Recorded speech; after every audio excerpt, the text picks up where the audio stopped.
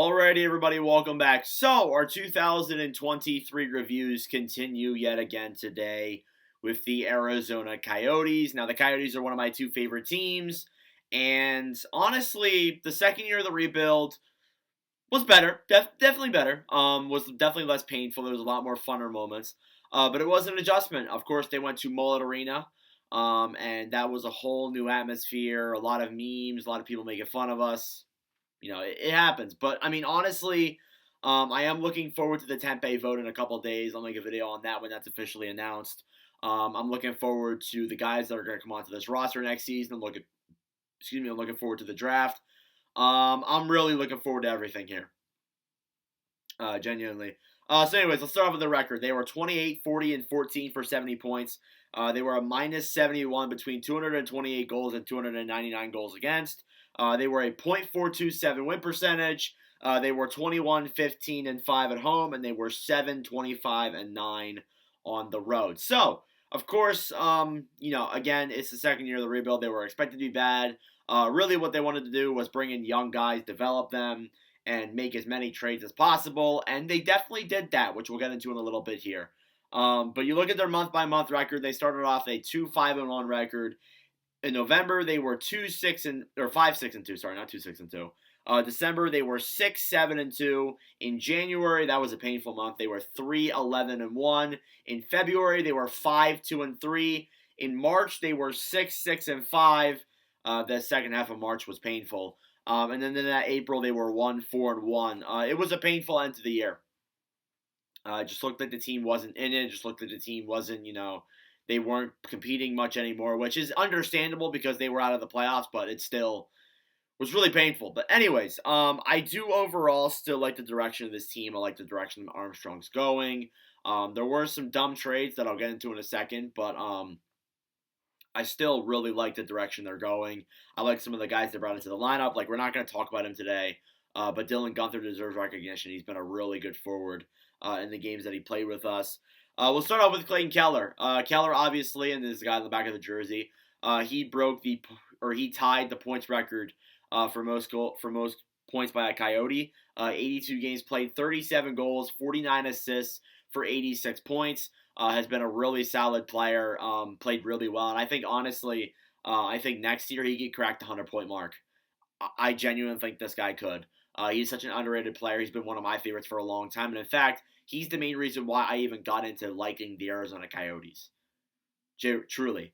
Second in scoring, then he got Nick Schmaltz, 63 games played, 22 goals, 36 assists for 58 points. Really solid forward, played well in his stints this season. Was scoring at a solid rate comparatively speaking to the other guys. Third in scoring, Matias Micheli, who I believe was not a Calder finalist, but was definitely close, 100%. 64 games played, 11 goals, 38 assists for 49 points. The only issue that I have with Micheli and him not making the Calder was because a lot of his points were on the power play. But he was still a really solid forward for a bad team like Arizona. And it just goes to show a guy that was pretty much a gem when they drafted him has turned out to be a really good player. And we'll see what he does in the progressing years with Arizona. Next up, then he had Lawson Crouse, 77 games played, 24 goals, 21 assists for 45 points. Crouse, solid young player. They're going to keep him around. Barrett Hayton. And Hayton I had my doubts with. I really did. And I think a lot of people did heading into this year. But there were points this year, and the points don't say it, but there were points this year where he was playing really well. And I was really impressed with how he was playing. 82 games played, 19 goals, 24 assists for 43 points. I'm hoping that he can build off of this solid season that he had. I'm calling it a solid season. Maybe not 5th overall pick status, but still a really solid season. And build towards, being better in the next couple of years, which I think he definitely will be. Then you got Travis Boyd, 82 games played, 15 goals, 19 assists, 34 points. Always like Travis Boyd, that grit, physicality type player, but he can also score goals. They brought in young defender Yusuf Valimaki, who turned out to be not that bad of a player on that blue line for Arizona. 78 games played, 4 goals, 30 assists, 34 points. I believe they did sign him to a contract. He is no longer, he is a UFA. My apologies. But I do believe that they should sign him to a deal. Yanis Jerome Moser as well cracked the top 10. Was one of the guys that was selected in the second round along with Dylan Guenther in that draft. I'm really excited to see him pan out. But Moser, 82 games played, 7 goals, 24 assists for 31 points. Next up, then you got Christian Fischer, 80 games played, 13 goals, 14 assists, 27 points. And then you got rookie Jack McBain with 82 games played, 12 goals, 14 assists for 26 points. Very hyped up rookie, or not necessarily a hyped up rookie, but still was like a very clutch rookie at times. So you look at this roster, you got two rookies, one very young player. You also have a few other very young players. So this is overall still a really young roster. A lot of guys here are below, I believe, 25 years old, except for maybe Schmaltz and definitely Travis Boyd and maybe Fisher as well. But still, they have a really solid roster here in Arizona. I like some of the young guys they have. All you got to do is build on that. Bring in the right prospects, let them develop, and then eventually bring in the right guys in free agency or via trade to build this team up. And I think that, we won't see that this season, next season. I think they're still going to want to build up on the draft picks and build up on the prospects. But I think we will start seeing a lot of these guys, a lot of these rookies come up into the lineup, like Logan Cooley, Dylan Gunther. It's a very exciting future in Arizona. You look at the goaltending, and the goaltending could remain a question heading into next season and the trade deadline. But as of now, it stands at Kirill Vejmelka with 50 games played, 18, 24, and 6, with a 3.43 goals against average and a .900 save percentage. Vejmelka, solid goalie, played very well at stints this year. I liked him a lot, and of course, he's one of my favorites, being named Veggie. Definitely one of the favorite goalies I've seen go through Arizona, 100%. Then you got Connor Ingram, who was picked up on waivers, I believe. Was still a solid goalie for us. 27 games played, 6, 13, and 8, a 3.37 goals against average, and a .907 save percentage.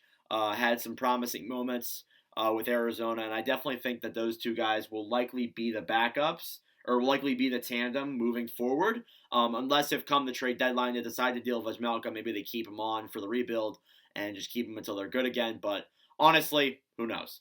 Anyways, that's it for players. We'll get into the trades now. So the trades, there were a lot of them, and a lot of them weren't bad, but there were some that kind of left me scratching my head. Nick Ritchie and Troy Stetcher over to the Calgary Flames. They got Brett Ritchie back in return. Not that big of a deal, to be honest. They didn't get picks in that deal, I don't believe so. Nick Bajustad to the Oilers, not bad. Solid, third liner, fourth liner. Is in the second round right now against the Knights. John Gillies to Columbus. Didn't really mind that too much. We got Voracek back in return. Will likely just be a cap reason now. Jacob Chikrin to Ottawa. And that was the one that left me scratching my head because they built up the value and they overrated him so much throughout this year. And it kind of really got me thinking about how, are they really going to get this much back in return for them? And what do you know, they didn't. They got some in return for him. They got draft picks, and that's really what we need. But honestly, I'm still not fully happy with what we got back in return for that deal. I think we could have gotten more if we dealt him earlier in the year. There were rumors at the beginning of the season that said Chikrin will be gone by training camp. If we followed up on those rumors, I think we would have gotten a lot more. But they held out, and that was the worst thing they could have done. So Rare Armstrong L, but I still like a lot of the moves they made. Gostisbehere to Carolina. They didn't get a lot back in return for that, but hey, Gostisbehere been solid with Carolina. I can't complain about that. I've liked the Hurricanes as well for a while.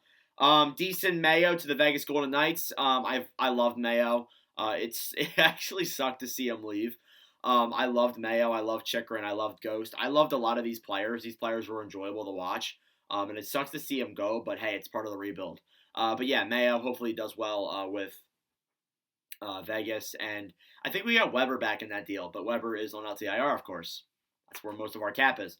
Then you got Patrick Kane in the three-way deal. We were involved in that. We didn't get Patrick Kane necessarily, but we were involved in that trade, so it's worth mentioning. And then last but not least, we got Connor Timmins, who was traded over to the Toronto Maple Leafs. So yeah, that was all the trades. That was all the records. That was all the stats. That's it for this season. We can move into next season to look at what their offseason is going to look like. Now, as it goes for their draft capital, they have the 6th overall pick in this year's draft, which is a deep draft this year, which could prove that it's going to be a pretty solid series for sure. Or a pretty solid pick and a pretty solid draft, 100%. Sorry, I'm watching the Leafs game while I have it on. I'm getting distracted. But anyways, 6th overall pick. Definitely really solid in a deep draft like this. They also have another first, which is Ottawa's 12th overall pick. So they do have 2 firsts in this year's draft. They have 1 second, 4 thirds, They have 1/4, 2/5, 2/5, and 2/6, so they do have a lot of capital late in the draft, which is not surprising for a team like the Coyotes. They just want to build up and get as many prospects as possible. Armstrong's taking the Connor Geisserman direction, getting as many prospects as literally possible. And now we just got to hope that they bring in the right players in the offseason. As it goes for the UFAs and RFAs, they have 15 mil in cap space, so they won't have a problem signing really any of these guys. UFAs, Lauren Dauphin, Brett Ritchie, Connor Mackey, and Andrew Ladd. So I don't know why I confused Connor Mackey with Yusuf Alamaki. We did sign Valimaki. I don't know what I was thinking. But yeah, those four are UFAs you could let walk. Ladd's gone. I don't think Ladd played a lot this year, if any at all. Dolphins gone probably. Ritchie, they might keep around, bring in Nick Ritchie in the offseason. Who knows? But yeah, likely most of those guys are gone. On the other end, though, you got Christian Fisher, Jack McBain, Matthias Michele, and Connor Ingram. It's interesting to see what Michele's going to get. Likely a bridge deal if he's going to get one with the Coyotes. Jack McBain as well was a clutch, as I said, a clutch rookie this year with Arizona. I think he could get a decent deal. Not something huge, but still a decent contract. But yeah, Fisher, we'll see if they qualify him. I'm not entirely too sure. I feel like they would, but maybe not. And then Ingram, I think, is worth keeping around. And then the last thing I want to bring up is their future players to talk about. Of course, you got Dylan Gunther, really solid, forward, played in games this season. Definitely wants to be an Arizona Coyote. Logan Cooley was drafted in last year's draft. Very excited to see what he's going to turn out to be. Did well in Minnesota. I'm excited. I also like to give a shout out to Sam Lipkin, a local hero who won the Frozen Four with Quinnipiac. I think Arizona would want to be interested in signing him for sure. Lipkin actually lives close to me, so that would be pretty interesting. Won a championship with a school that I've been to before. And then he got Connor Geeky as well, and then Logan Lamoureux, that really tall 6'7" defenseman. So I'm really excited for the future overall in Arizona. I am. And this is going to be one of the longer videos. But I love the Arizona Coyotes. I've loved watching them. And hey, my two favorite teams are the Coyotes and the Flyers. It's been a painful past couple of years, but with Arizona at least, I think they're heading in the right direction. We'll be starting to see some good stuff. And again, going back to the Tempe votes, that'll hopefully happen soon. I believe it's in a few weeks. We'll make a video on that when that happens. But yeah, let me know your thoughts down below on Arizona season. Thank you all for watching. If you enjoyed, make sure to leave a like. Hit that subscribe button down below. I greatly appreciate it. Next up will be the Philadelphia Flyers. So we'll do that tomorrow along with the long-anticipated Connor Bedard prospect preview. So we got some good videos coming out tomorrow. But anyways, thank you all for watching, and I will see you guys in the next video. Adios.